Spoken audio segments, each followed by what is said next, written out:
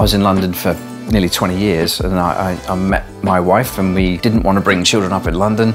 Not that that's a bad thing, it's just that I grew up in the countryside, so did she. And we thought of leaving town, which was quite a scary thing for me. Will I lose all my contacts? Will people not call me ever again because I'm not in town? And I moved here to Norfolk. The windmill didn't exist at that point. It was just a kind of pile of rubble, really. We bought this place, no intention of really turning this into a studio. And somebody said, what about a windmill?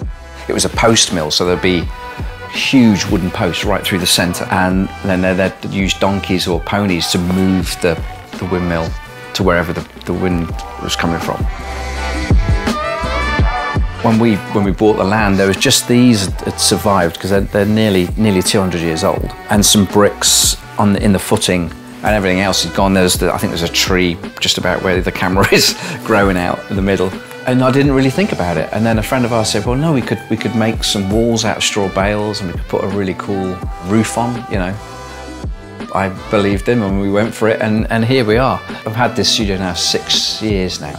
And I guess about a year after we'd built it, I started thinking about, I wonder what it would sound like. It always sounded cool in here to play acoustically, but I wondered what it would sound like if I put some mics on the kit. So I invested a little bit of money into buying some mics, and got as much help as I could from the people in the industry that I'd met.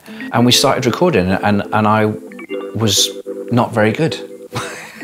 It sounded pretty bad. If you're into Instagram and you go to my Instagram, if you go to the very beginning, you can see one of the very first recordings that I did. Through the advent of social media, it's kind of really opened up this place. People are contacting me to do sessions. It started a little while ago with Seal. I recorded for Seal here. I did Cher's last record here. We've had #1s around the world, Grammy nomination with a girl called Laura Pausini from Italy.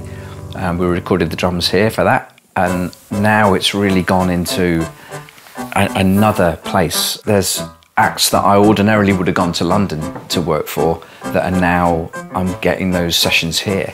How this ties in with the Drum Mastery competition is that essentially I just did what you guys can do. I bought just a few mics to start with, just start to understand how you record an acoustic instrument this big.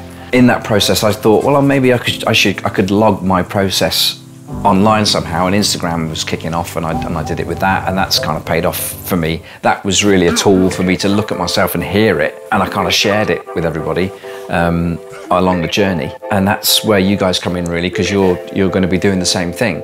You don't go from college to playing with a top 40 band. It's very rare. It just goes to show that, you know, the world is changing right in front of our eyes.